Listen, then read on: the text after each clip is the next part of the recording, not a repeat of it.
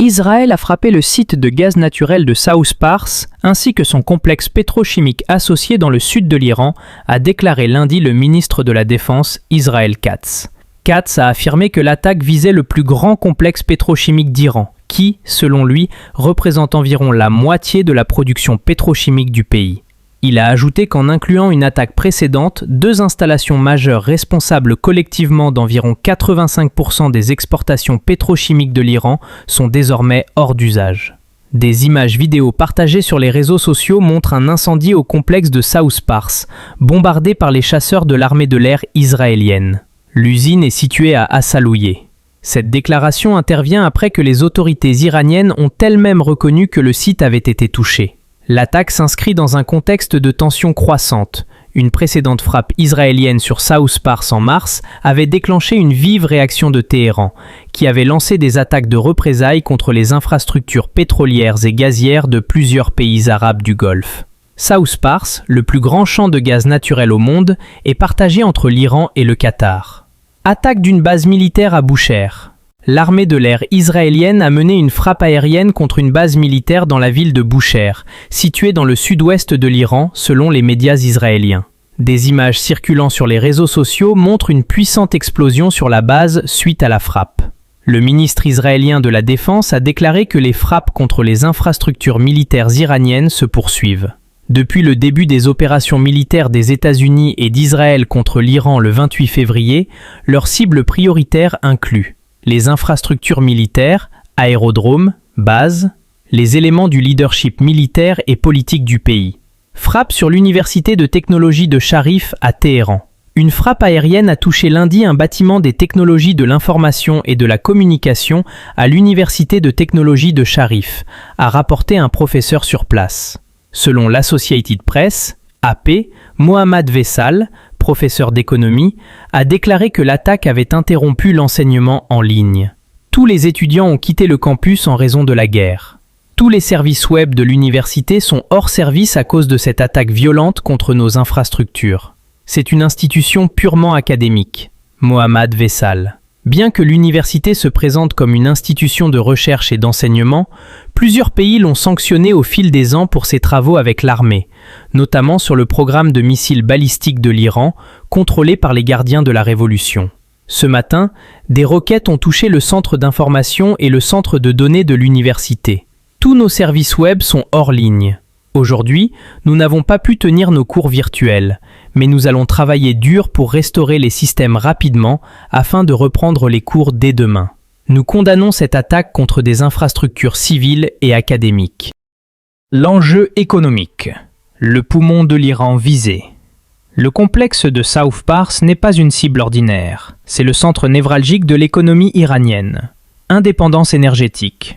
South Pars fournit la majeure partie du gaz utilisé pour le chauffage domestique et l'électricité en Iran. En frappant ce site, Israël ne vise pas seulement les revenus d'exportation, mais aussi la stabilité intérieure du pays. Le secteur pétrochimique. Avec 85% de la capacité d'exportation pétrochimique désormais hors service, l'Iran perd sa principale source de devises étrangères après le pétrole brut. Cela affaiblit considérablement la capacité de Téhéran à financer ses opérations militaires et ses alliés régionaux, le axe de la résistance. 2. L'escalade militaire, une nouvelle phase. Le texte mentionne une date charnière, le 28 février, marquant le début d'opérations conjointes entre les États-Unis et Israël. Coordination inédite.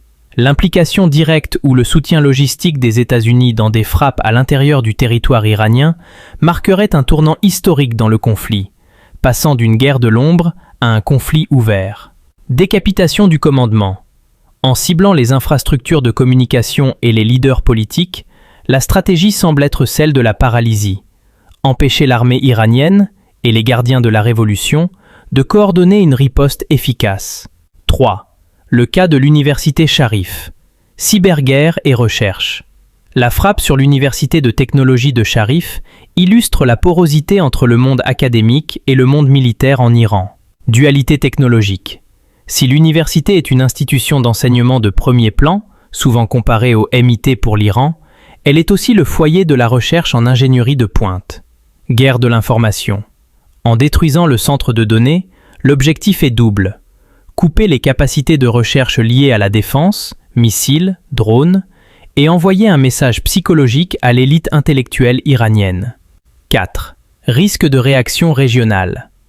Le texte rappelle que des frappes précédentes ont poussé l'Iran à attaquer les infrastructures pétrolières des pays voisins, comme les Émirats arabes unis ou l'Arabie saoudite. Le dilemme des pays du Golfe. Ces pays se retrouvent pris entre deux feux. Si l'Iran estime que ces frappes sont facilitées par la proximité des bases américaines dans le Golfe, la sécurité énergétique mondiale pourrait être menacée par une fermeture du détroit d'Ormuz. Le partage de South Pars. Le fait que le gisement soit partagé avec le Qatar ajoute une couche de complexité diplomatique. Toute erreur de tir ou déstabilisation majeure du champ de gaz impacte directement les intérêts qataris, un médiateur clé dans la région. Analyse de la situation actuelle.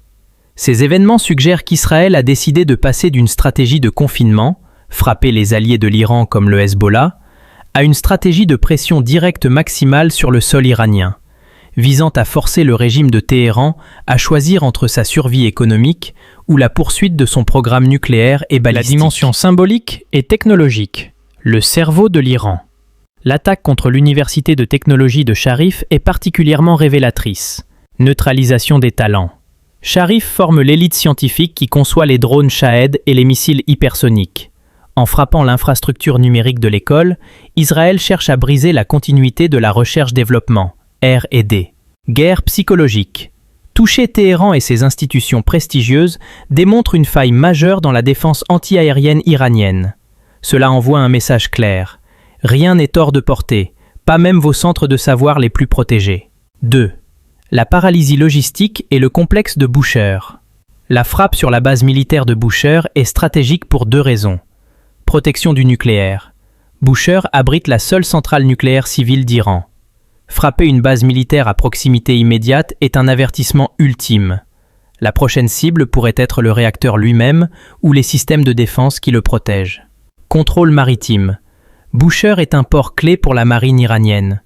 En endommageant ces infrastructures, on limite la capacité de l'Iran à mener des opérations de harcèlement dans le golfe Persique en réponse aux sanctions. 3. L'asphyxie financière par la guerre des usines. Le fait que 85% des exportations pétrochimiques soient paralysées crée un effet domino. Effondrement de la monnaie.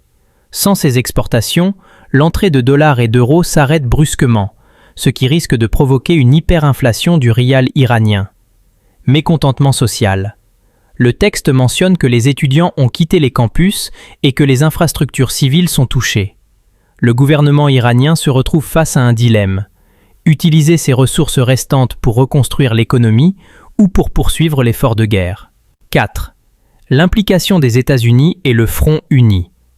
Le texte évoque des opérations conjointes avec les États-Unis depuis le 28 février. Cela suggère une évolution de la doctrine américaine, de la défense à l'offensive. Jusqu'ici, Washington privilégiait les sanctions. Une participation directe à des frappes signifierait que la diplomatie a totalement échoué. Régionalisation du conflit. Cette alliance force les pays voisins